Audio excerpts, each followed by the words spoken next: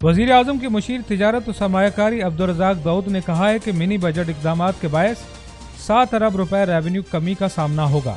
कराची में बैनुल-अक़वामी स्टील की पैदावार में इजाफे के हवाले से तकरीब से खिताब करते हुए वज़ीर आज़म के मुशीर तिजारत और सरमायाकारी अब्दुर्रज़ाक दाऊद ने कहा है कि इंटरनेशनल स्टील की पैदावार सालाना 10 लाख टन पर पहुंचने पर खुशी है। अभी हम पीछे हैं, मगर अब स्टील के शोबे में कुछ बेहतरी हो रही है। पाकिस्तान में स्टील की सालाना तलब 60 लाख टन है और पैदावारी सलाहियत 3 लाख टन थी।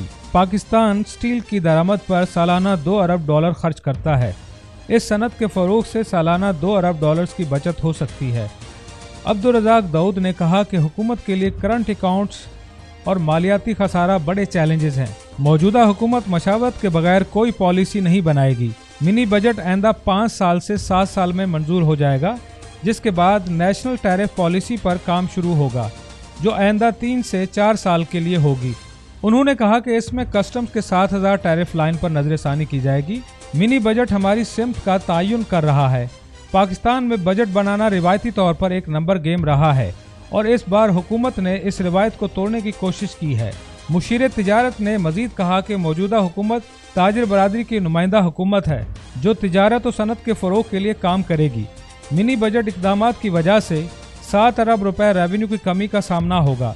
हमें सनती पॉलिसी की ज़रूरत है, जो मेरे जहन में है, जिसे हतमी शक्ल देने के लिए जल्द चैम्बर ऑफ कॉमर्स के मशावरती दौरों का आगाज़ करूँगा।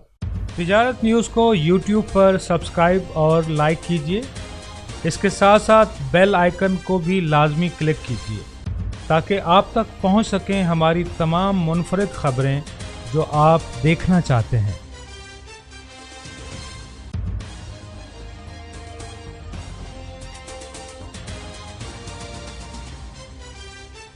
आप देख रहे हैं तिजारत न्यूज़। बेहतर अपना